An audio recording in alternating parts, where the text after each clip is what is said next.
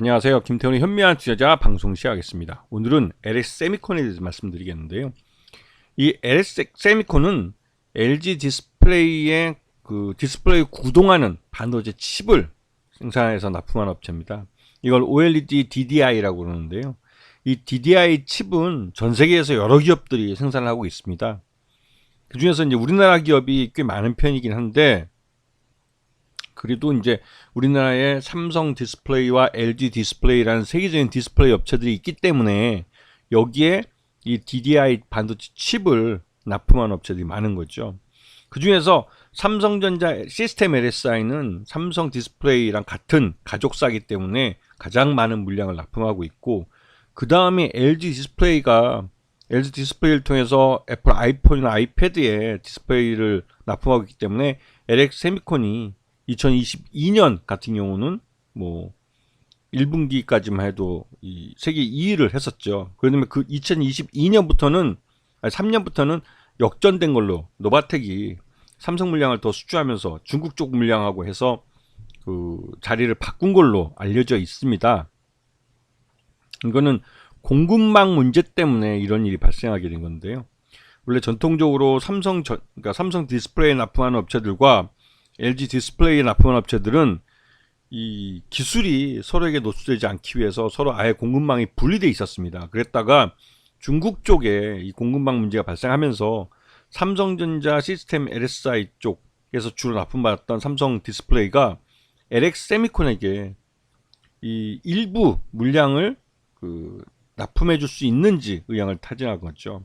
그렇게 하면서 LX 세미콘이 처음으로 삼성 디스플레이에 납품을 하게 된 겁니다. 왜냐면 이 애플 아이폰이 그 삼성 디스플레이 부품들도, 그러니까 디스플레이도 이 애플 아이폰이나 애플 아이패드에 납품이 되고 있습니다. 그런데 이 고객사가 이 LG 디스플레이 쪽에서 생산해서 납품하고 있는 수량이, 아니면 뭐 이런 여러 가지 복합적인 공급망 문제 때문에 이 삼성 디스플레이에게 LX 세미콘에게 DDI 칩을 공급받아서 납품해 줄 수 있는지를 타양을 한 거죠.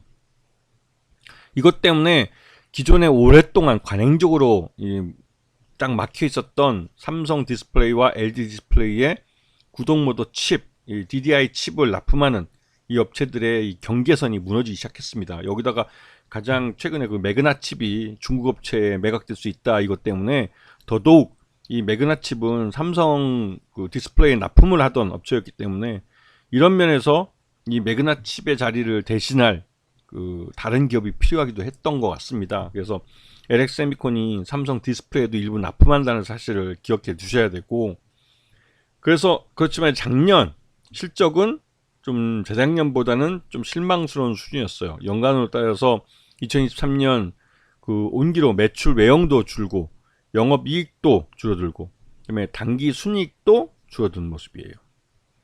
이거는 전반적으로 이 주된 고객사인 LG 디스플레이가 좀 이 생산 수량을 줄이고 하는 과정에서 나타난 현상인데, 이 부품 회사이기 때문에 엔드 유저인 고객사가 생산 수량을 줄이면 뭐 어쩔 수 없이 뭐 수량이 줄어들 수밖에 없는 거죠. 실적 줄어들고. 그래서 작년 실적은 좀 실망스러운 모습을 보여주고 있습니다. 이거는 손익에서도 마찬가지고요. 하지만 이 LX 홀딩스라는 신규로 만들어진 구본준 회장이죠. 구본준 회장이 만든 이 LX 홀딩스의 핵심 자회사이기도 하고, 전체 지분의 그 LX 세미콘의 전체 지분의 33.11%, 이게 최대주 지분인데 이게 이 LX 홀딩스 쪽 지분이기 때문에 이쪽이 뭐 경영권을 안정적으로 갖고 있기도 있는 상황입니다. 그리고 이 구본준 회장이 LX 홀딩스를 통해서 LX 세미콘을 주력 자회사로, 즉 반도체 분야를 키우려고 하고 있는데, 이제 이거는 구본준 회장 자체가 옛날에 LG 반도체에서 일을 처음 시작했고, 예전에 또 이제 LG 반도체를 현대전자에 빼앗길 때도 전나 아주 그냥 포금을 하고 들어가서 대성통곡을 했다는 일로 유명한 일화가 있기도 합니다. 그만큼 구본준 회장은 이 반도체에 대한 미련을 갖고 계신 분이고, 그래서 LX 세미콘을 굉장히 키워주려고 하고 있습니다. 그래서 LX 세미콘도 성장세를 이제 LG그룹으로부터 분리해서 나오면서 LX세미콘이 굉장히 빠르게 성장하고 있는 그런 모습이기도 하죠.